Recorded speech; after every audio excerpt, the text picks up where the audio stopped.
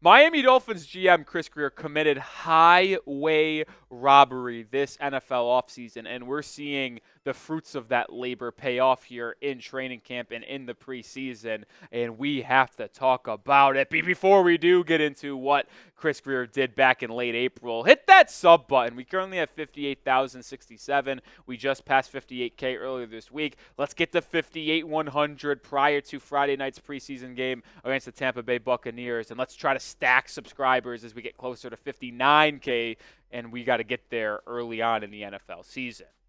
All right, so what is the highway robbery that Chris Grier and this Dolphins organization committed against the NFL? Where it's the simple fact of drafting Mohamed Kamara, Jaylen Wright, and Malik Washington on day 3 of the 2024 NFL draft, because we have already seen these 3 players flash how they are going to impact this Dolphins team in 2024 and beyond. We'll start with the first pick Miami made on day 3, which was Jaylen Wright, the running back from Tennessee, who Chris Grier ultimately traded a 2025 third-round pick to go out and get. So you know that he really envied Wright coming out of Tennessee when you trade a future third for a current 4th-round pick, where Wright was selected at 120 overall. And Wright got off to a slow start. There's no denying that. He did not have the best minicamp. He did not have the best OTAs. He didn't have the best first couple weeks of training camp. But when he started getting into joint practices and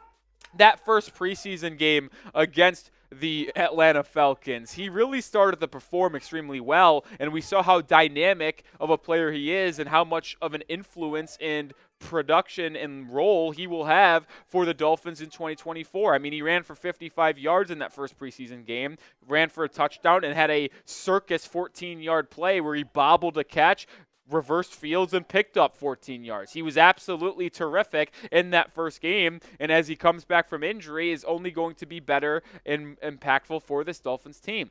And it's very clear to me, and I will go on record, I don't care what people say.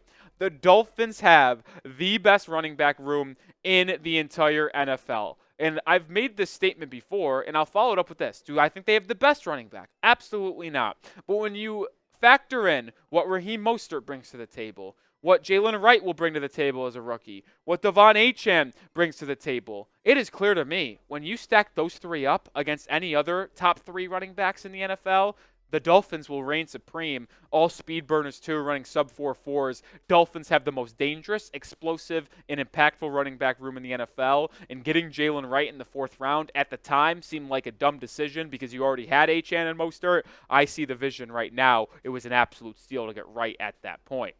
He didn't stop there, though, on day 3 of the NFL draft, because the following round, in the 5th round, is where the Miami Dolphins selected edge Mohamed Kamara out of Colorado State, 158th overall, and Kamara is just someone that I've been very high on the entire time. Another player that when he was selected, Dolphins fans questioned due to the fact that they already selected Chop Robinson in the 1st round, 21st overall. But Mohamed Kamara is someone that is an absolute dog. He has a warrior mentality, and he has a motor that just simply will never give up. I adore Mohamed Kamara and think that he will have a massive impact on this team due to injuries to Bradley Chubb, as he is not going to start this season with this roster. He's going to maybe start on the IR, but he's certainly not going to be ready for week 1 or likely week 2, which means Kamara's number is going to have to be called, and I feel confident in him giving some snaps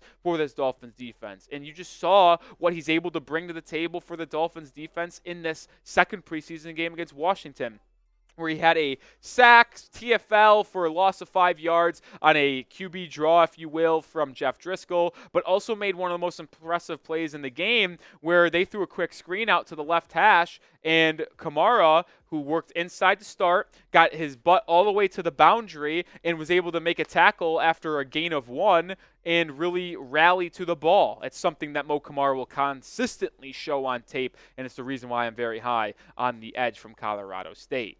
We're going to talk about all 3. We already talked about Wright. We got more to talk about Mo Kamara, and we're going to talk about Malik Washington here in a second. But let me know which player will ultimately be the biggest steal for the Dolphins in the NFL draft.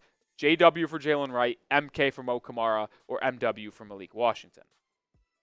If you haven't been able to tell already, I absolutely love Mohamed Kamara. Unbelievable motor, an ability to be a game changer. And the one game that stood out to me at the collegiate level was actually last year, week 2 against Colorado. Colorado State, Colorado, big rivalry game, right? What did Kamara do? He only had 3 sacks and was on Shedeur Sanders' ass the entire time. He absolutely wrecked that game. And although Colorado State wasn't able to pull off the win, it was a wild, double overtime game, if I'm not mistaken.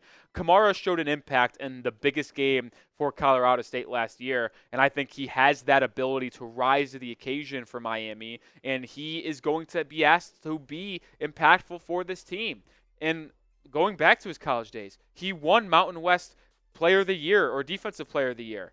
He is going to be needed, which we'll talk about more in just a second here. But we are sponsored by Game Time, the best ticketing app and service in North America. And if you want to go to any Dolphins game or any event in your specific area, whether it be Miami, whether it be in New York, whether it be in Tennessee, Texas, it don't matter. Game Time spreads across the United States, and it's the best way to get your tickets. They have so many different features that makes using it so easy and makes buying tickets the most simple. And simple equals good. You see the exact price when you're looking at the tickets, when you toggle the all-in pricing feature so you don't get blindsided by fees at checkout. You get to see your exact view from your seat with the panoramic view that they have. And they also make sure you have the lowest ticket guaranteed. And we'll credit you 110% of the difference, by the way, if you look on a different ticketing service and find the exact seat in the same exact spot, in the same exact venue, on the same exact day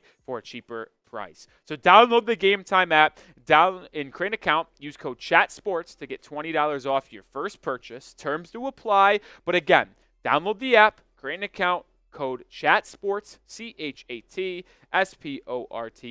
to get $20 off. Link will be in the description and comments of today's video. Get started with Game Time today. Lowest price guaranteed. Continuing the conversation here on Mo Kamara, that's not like he's not going to be needed either, folks. He will have to play early on in this year. So will Chop Robinson, and that's what makes this so intriguing to see how this Dolphins edge group performs early on in the year, because the first 2 games are key games against Jacksonville and Buffalo, both coming in Hard Rock at home. Bradley Chubb is not going to be ready for these 2 games. Jaelan Phillips was elevated off the PUP list a week and a half ago, but there's no guarantee he will be ready. I do believe Phillips will play in that game, but it's not set in stone that he absolutely will. Agba's going to be your opposing starting edge, or your number 1 edge, and then you have Quentin Bell, who has performed so well in training camp in the preseason where it feels like he's a virtued lock to be on this Dolphins edge depth chart to start the season. And then you have the 2 rookies of Chop Robinson and Mo Kamara, man, and those 2 will be asked to play big-time snaps. They will. Chop Robinson, a first-round pick, is obviously going to be on the field with his bendiness, quick first step, and we saw it blowing up a crazy run play against the Commanders. But Kamara will also have to play as well, and getting an impact player and a productive player like Kamara at 158 overall, yeah, that's a steal, baby. Last one, Malik Washington, which I think arguably in terms of draft value is probably the best here. 6th-round pick, 184 overall. Tom Downey, our draft expert here at Chat Sports, had him as a top 100 player and someone that he thought was guaranteed to go on day 2 of the NFL draft. Not only did he go day 2, but he went all the way in round 6. Pretty nuts if you ask me. And he's another player that's going to be called upon early on in the season and needed to perform and add some production to this Dolphins team. I hate to keep on bringing up injuries. It's exhausting. But Odell Beckham Jr. is likely not going to be ready for game 1. I hope I'm wrong on that, but I don't think he will be. River Craycraft has got a big-time arm injury. He's going to miss extended time to start the regular season, which means there is a legitimately high chance here that Malik Washington or Braxton Berrios or Eric Ezukama could be your 3rd wide receiver in week 1. And is that ideal? No, not really. But Malik Washington is someone that I could believe in throwing out there in the slot in a 3 wide receiver set to be paired up with Tyreek Hill and Jaylen Waddle. Now, there is a very possible avenue that Mike McDaniel kind of abandons 3 wide receiver stats and just uses a lot of 2 RBs, a lot of 2 tight ends, hell, even maybe some 3 tight end sets to kind of work his way around having to use Berrios, Malik, or Eric on the field at times. But I kind of have faith in Washington being able to do that. And it's not the only place he's going to provide value on this team, which is why I think Braxton Berrios could be on the hot seat.